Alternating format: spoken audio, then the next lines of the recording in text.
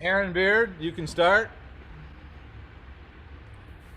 Hey Hubert, I wanted to find out kind of where you think the guys are, after grinding through the week, the Syracuse game. Does that help confidence, a late game situation? You think at this point in the days of practice you've had since that, one of those things that maybe wasn't always happening in some of these games that they did show the other night? Well, I think, we feel extremely comfortable and have developed tremendous confidence in late game situations because we've been there before. It was late game situations at College of Charleston on the road, late game situations against Louisville on the road, Clemson, both Louisville games. We've been there before. And so we know the importance of executing on both ends of the floor, but it's a place that we've been used to, and we've drawn confidence from that, from the standpoint that we've been in that situation, and we've more times than not we've been successful in those situations. Jeremiah Holloway. Yeah, Coach. Of course, this being on Saturday, your second time around getting to see this Duke team, I wanted to ask about AJ Griffin, and of course, he had probably the best game last time out. What are some things that you guys have kind of looked at about his game that may make it a little bit easier to match up with him coming up on Saturday? Well, he's a tough matchup. I mean, he's a fantastic player.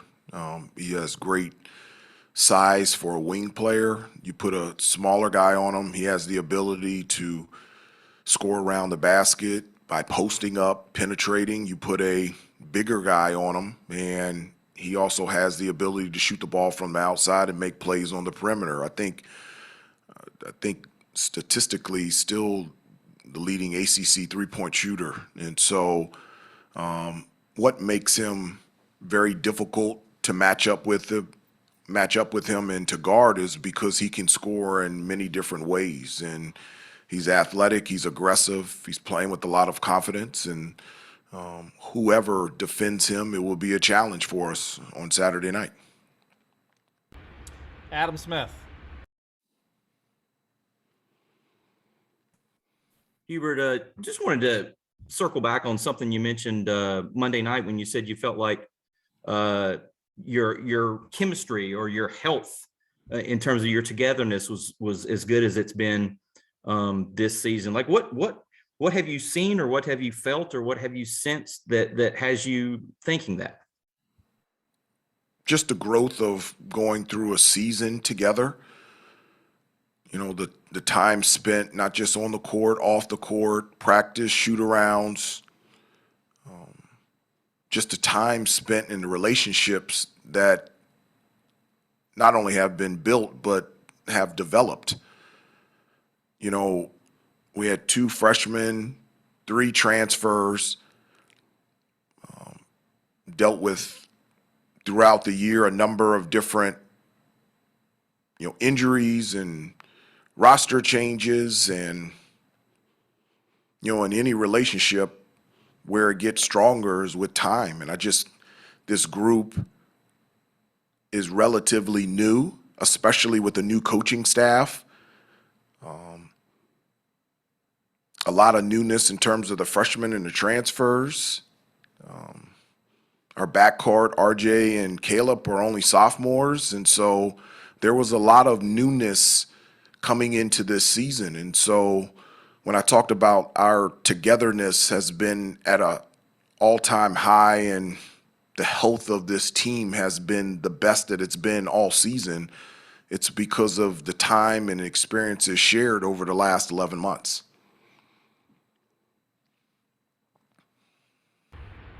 Andrew Jones. Hey, Coach, Brady's assist numbers this year, I think right now where he is, he's doubled his top assist numbers for a season at Oklahoma. Is this something that you saw could have been in his game when you watched film before he got here? Or how much of it is something that he has done since he got here as far as growing that part of his game? And also the way he plays, what you guys ask him to do in the system that you run, maybe being a little different from what they did at Oklahoma. I didn't, just watching on film, there's a number of things that I didn't know. I mean, what obviously stuck out, it was, his ability to shoot the basketball. And so, once he got here, it was quickly noticed what a fantastic basketball player, savvy, intelligent, great passer. I mean, he can do a number of things on the floor. He's not just a great three-point shooter. He's a basketball player, and he makes plays. He makes instinctive plays. Just for example, a couple of examples, against Clemson, the last play where he scored when Caleb drove to the basket, that was an instinctive play. That play was for him to pop for three, but in that situation, he cut towards the basket just to give Caleb another option, and he ended up scoring. The play against Louisville where he passed the ball to Armando for the dunk, the play was for him to stay in the corner, to stay spaced, and if his defender came in to help on the drive to kick it to him for a three, that cut towards the basket was instinctive. And his pass to Armando for the dunk against the Louisville game at home was a basketball play. So he's just blown me away by you knew there was a reason why he was so successful for 4 years at Oklahoma and playing in the Big 12, and I couldn't imagine not coaching him, and I couldn't imagine him not being on this team and a part of this program. Thank you. CL? Hubert, you've mentioned the ability of the team to bounce back, but this is kind of the first game where you're literally facing one of the teams that you had a big loss to. I was just curious if you could give us some insight on kind of the psychology behind how you're going about getting them prepared. I mean, is there mention of the first game, or is that like? Yes, there is. Yes, there is mention of the first game, and there is talks about how that game played out, and there has been talks about our mindset, and there's been talks about the approach in which we will take to make the narrative from the first game much different in the second game. Brendan? I'll come back to you, CL. Brendan? Hey, Hubert, for the first game, obviously game day was there. Incredible environment in the Smith Center. It's going to be turned up another level on Saturday with game day and the same thing, but obviously Coach K's last game. How are you and the guys handling that aspect of sort of the pageantry of what Saturday is going to be in the last game of the regular season? We're not a part of that pageantry. Our job is to go over there to Durham and play a game. I've told them this before, and I'm actually giving them this Bible verse, Proverbs 4:25 on the practice plan. Keep your eyes straight ahead, ignore all sideshow distractions. Saturday is a game, and our job is to go over there into Durham and to compete, and that's what we're focused on. The last couple days, today and tomorrow, will be focused on our preparation and putting ourselves in the best position to play our best. That's all we're thinking about, that's all we're talking about, and that's all we're focused on. Greg Barnes? Hubert, Trevor Kills was working back off of injury in the first game. He's played pretty well the last couple of weeks for Duke. What unique challenges does he present for your team? He's another big guard. You put a smaller guard on him, and he has the ability to post up and score consistently around the basket. And you put a bigger guy on him, he has the ability to shoot the ball and to drive and to make plays from the perimeter. He can handle the basketball. He's an excellent defensive player, and with his size and versatility, it proposes a lot of problems. And he's playing with tremendous confidence in his last game.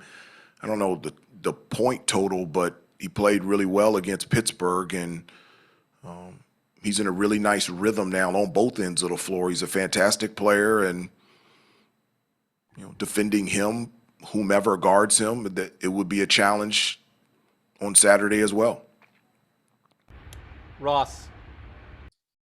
Hey, Coach, wanted to kind of follow up on what Brennan asked about the massiveness of this game for Duke. Do you see it as a chance, as an upset? You talk about that. Do you mention how big of a scene it's going to be at all, or is it just complete focus and try to get them to focus? And you talk about how to get them to focus.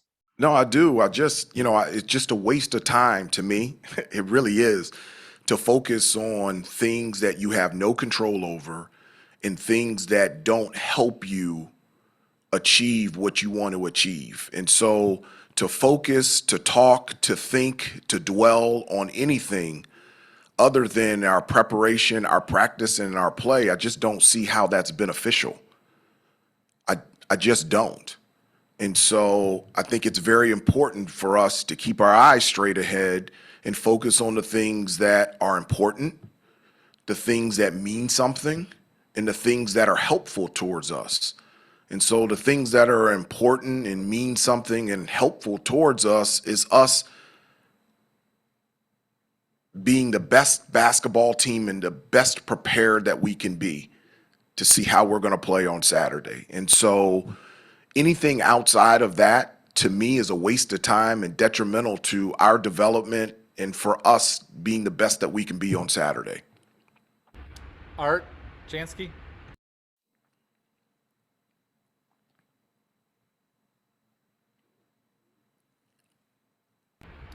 Adam Smith, go ahead.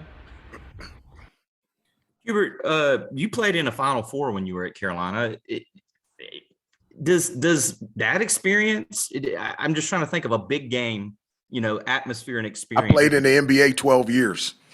I was sticking to college. Well, I know, but I just, I played here at Carolina. We played Duke 11 times, twice in the ACC final.